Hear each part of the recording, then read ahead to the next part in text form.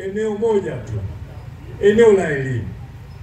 Amefanya mambo makubwa katika maeneo mbalimbali hapa Rombo, kwenye kilimo, kwenye barabara. Kama mnavyofahamu, kuna ahadi ya kupata lami, mkandarasi tayari anaingia site, tunaongeza lami kilomita 10, lakini ameahidi tutamaliza kilomita 53.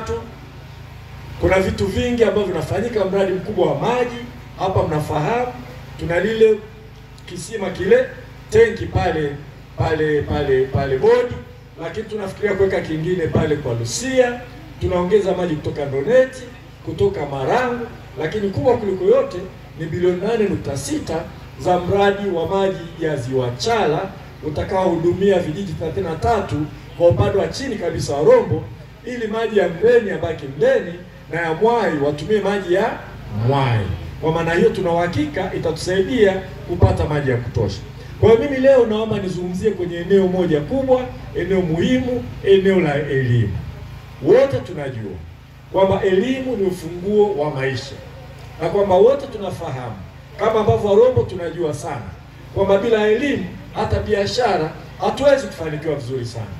Ni hapa Tarakea tunajua tulikuwa na mwana Rombo mwenzetu anaitwa Michael Ngaleku Shirima, mfanya biashara mzuri lakini msomi sana, ambaye biashara yake mojawapo ilikuwa ni shirika la ndege la Precision Air hapa nchini. Serikali imekuwa ikinunua ndege nyingi za usafiri na tunafurahi. Tunamsifu rais wetu, tunasifu serikali yetu kwa ndege nyingi za abiria ambazo zinasaidia utalii, zinasaidia usafiri. Mtarakea mwenzetu Michael Ngaleku Shirima, kwa sababu ya elimu, aliingia biashara ya ndege, kaanzisha shirika la ndege. Serikali inanunua ndege, mtu wa Rombo naye ananunua ndege, tunatoka bega kwa bega. Kwa hiyo tunajua umuhimu wa elimu, kwa sababu wafanya biashara, hasa kizazi kinachokuja, kikiwa na elimu nzuri kitasaidia zaidi biashara kwenda mbali. Na nimekutana na Warombo wengi wanafanya biashara ndani ya Rombo, nje ya Rombo, nje ya nchi, huko Ulaya, nimekutana nao Marekani, na wengi wanasema ni muhimu sana kuwekeza kwenye elimu. Kwa leo ningependa niwaeleze ndugu zangu mafanikio makubwa ya elimu hapa Rombo na mageuzi makubwa ya elimu ambayo rais wetu Mheshimiwa Dr. Samia Suluhu Hassan anayasimamia. Hapa Rombo kama mnavyojua, wakati Mramba anaanza uongozi, Rombo ilikuwa haina sekondari yoyote ya serikali. Tulikuwa na Kiraeni na Kilimanjaro Boys. Wenzetu walikuwa na shule, walikuwa na Ashira, kuna la Mungo, kuna Mawenzi, Moshiteki na kadhalika. Rombo sekondari za serikali ilikuwa ni sifuri.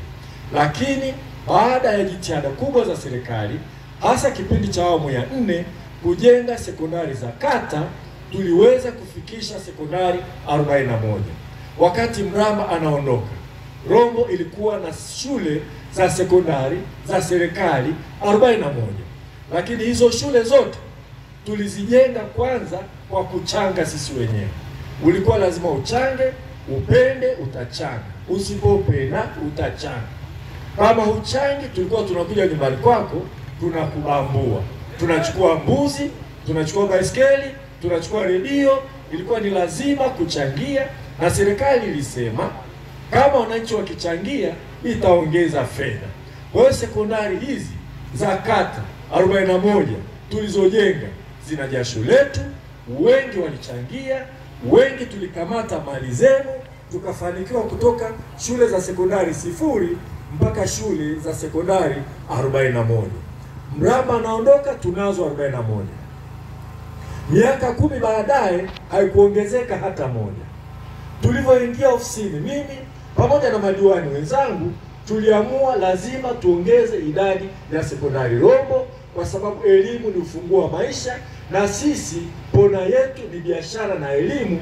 Viamba vyetu ni vidogo sana, havitoshi kuendesha maisha yetu bila watoto wetu kufanya biashara, watoto wetu kusoma na kufanya kazi na kutafuta maisha sehemu nyingine.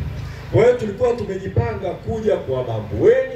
Nasema kweli daima jamani, fitina kwetu. Tungekuja tungechukua Ingashe, tungechukua Ikondi, lakini tulikuwa tukusanye fedha ili serikali iongeze fedha, tuongeze sekondari hapa Rombo.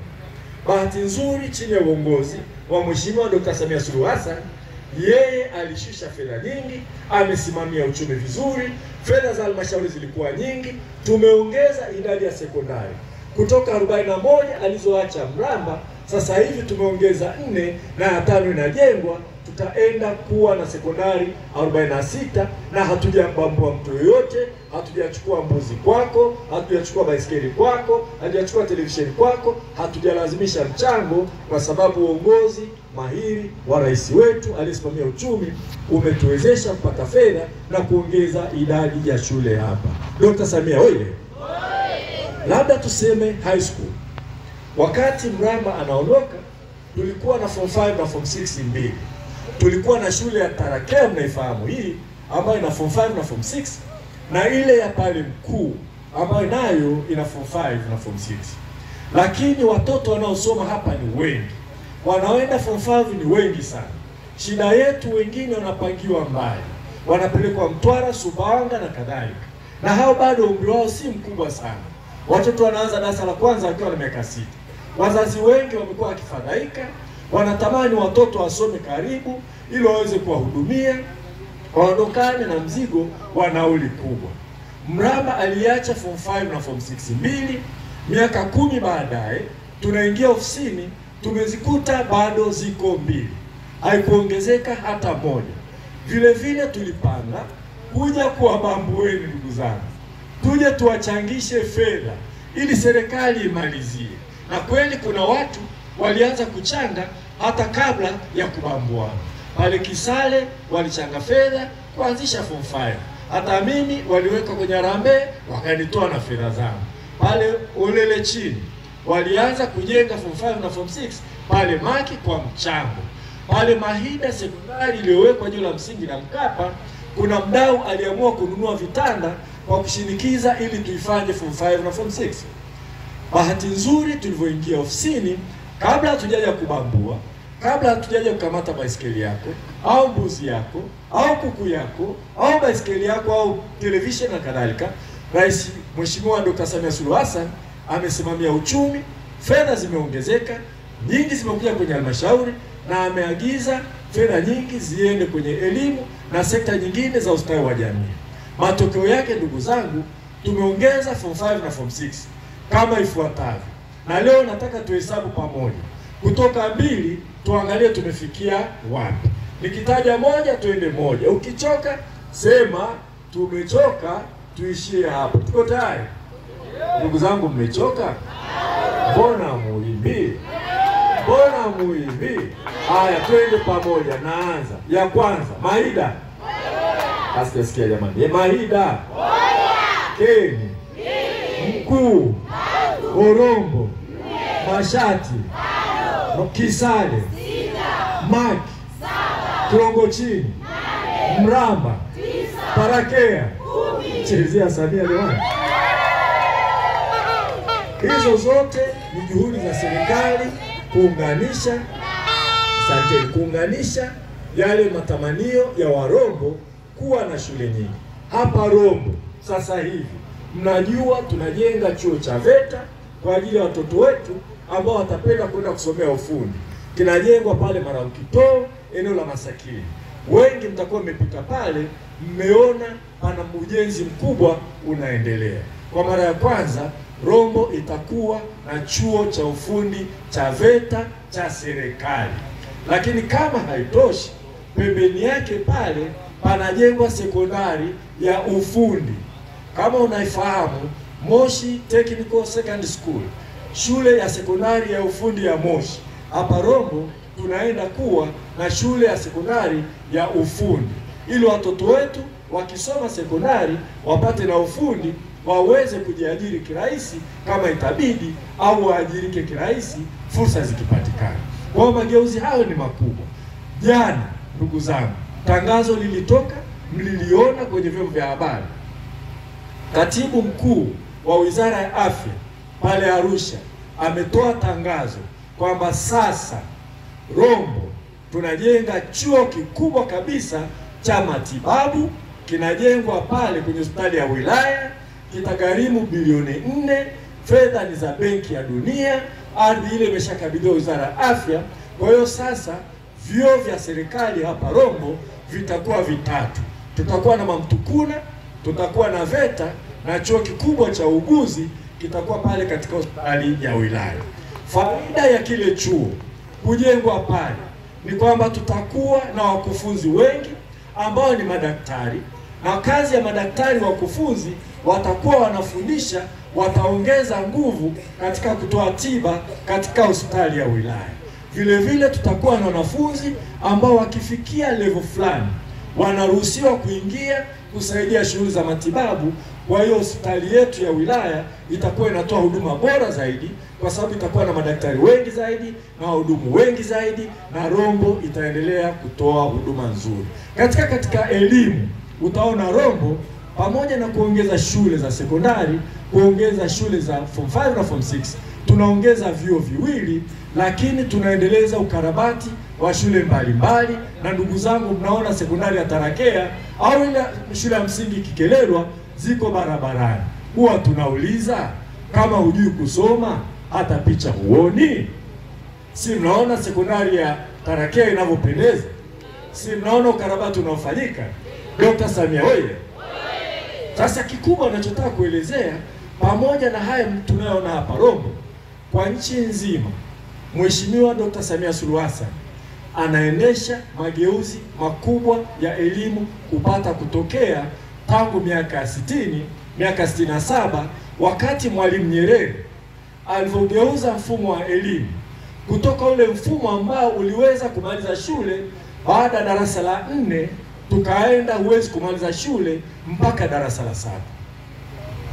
Miaka ile ya 60 mpaka 67 hapa Tanzania watu wengi walisoma kuanzia darasa la kwanza mpaka la 4 wakamaliza shule, kwa sababu mfumo ule ulikuwa unaruhusu mtu asome aache shule baada ya darasa la 4.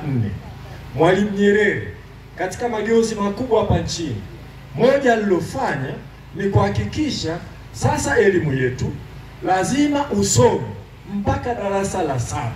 Mzazi ni kwa amri ya serikali, ni kisheria, mtoto lazima asome mpaka darasa la 7. Chini ya uongozi wa Dr. Samia Suluhu Hassan tunaingia katika mageuzi mapya, na ningependa niyaeleze. Sasa badala ya elimu ya lazima kuwa ni mpaka darasa la 7 tu, itakapofika 2027, miaka miwili tu, yani takriban mwaka 1.5, itakuwa ni lazima kila mtoto wa Kitanzania lazima akae shuleni mpaka form 4. Mtoto yoyote wa Tanzania atasoma, hakuna ada, utasomeshwa na serikali, huwezi kuacha shule. Elimu ya lazima itakuwa mpaka form 4. Hiyo ni hatua kubwa kupata kutokea tangu yale mageuzi ya Mwalimu Nyerere. Kwa hiyo shule zetu nyingi tunazoziona sasa hivi, shule za msingi ziko ambazo zitaongezewa madarasa ya form 1, form 2, form 3 mpaka form 4. Kuna shule za sekondari zenye eneo kubwa, tutaongeza shule za msingi darasa la kwanza mpaka la 6. Katika mfumo unaokuja, elimu ya lazima itakuwa miaka 10. Elimu ya msingi, na hili naomba mlisikilize vizuri, elimu ya msingi itakuwa miaka 6, sio miaka 7. Lakini huruhusiwi mtoto aache shule baada ya elimu ya msingi. Kuanzia mwaka 2027 watoto wanaofika darasa la 6 watakuwa wamemaliza elimu ya msingi, lakini hawataruhusiwa kuondoka shuleni. Lazima waingie form 1 mpaka form 4. Kwa hiyo kijumlisha 6 na miaka 4 ya sekondari, elimu ya lazima inakuwa miaka 10. Kwa maana nyingine ni kwamba tunaondoka kwenye mfumo wa elimu ya msingi na elimu ya lazima ya miaka 7, tunaenda kwenye mfumo wa elimu ya lazima ya miaka 10. Faida ya mfumo huu, asanteni. Muda mchache kidogo, ngoja nipige kidogo, tumechelewa. Huu ni mkutano wetu, nadhani mkutano wa 10, sio ngapi leo tumefanya, mkutano wa 10. na tumechelewa kidogo, naona wengine walishachoka wameondoka. Kwa hiyo tuvumilie kidogo vijana wa UVCCM. Nataka nieleze haya mageuzi ambayo ni muhimu sana kwa Rombo, ni muhimu sana kwa Tanzania. Kwa hiyo mwaka 2027 itakuwa ni lazima kila mtoto aendelee na masomo mpaka form 4. Wale watakaofika darasa la 6 2027 wataenda form 1 moja kwa moja. Wale wa darasa la 7 mwaka 2027 nao wataenda form 1 moja kwa moja. Tutakuwa na form 1 za aina mbili. Waliosoma miaka 7, miaka 6 tunaita double cohort, tunajipanga, tunajiandaa, serikali inajiandaa, watasoma, watamaliza mpaka form 4. Faida ya mfumo huu ndugu zangu, sasa hivi watoto wanaanza shule wakiwa na miaka 6. Wanamaliza darasa la 7 wakiwa na miaka 13. Kwa mfumo wa elimu ya lazima miaka 7, kuna watoto wanamaliza na miaka 13, hawaendi form 1, wanarudi nyumbani, watafanya shughuli gani? Hawawezi kujitegemea, hawawezi kujiajiri na hawawezi kuajiriwa. Kwa mfumo tulionao na umri wa kwenda shule, kuwa na elimu ya lazima ya miaka 7 kwa kweli ni kuzalisha wahitimu wa darasa la 7 ambao wengi wanabaki mtaani, wanakuwa wako frustrated, hawana cha kufanya, wazazi hawaoni manufaa na watoto hawaoni manufaa. Lakini sasa hivi mtoto anamaliza, anaanza shule na miaka 6, anakaa shuleni miaka 10, atatoka akiwa na miaka 16, walau huyo mtoto amejiandaa vizuri, walau sasa anaweza kufikiria kwanza hata kilimo chake, kwanza ufugaji, kwanza biashara au kuendelea na shule, anaweza kujitegemea. Dr. Samia hoye!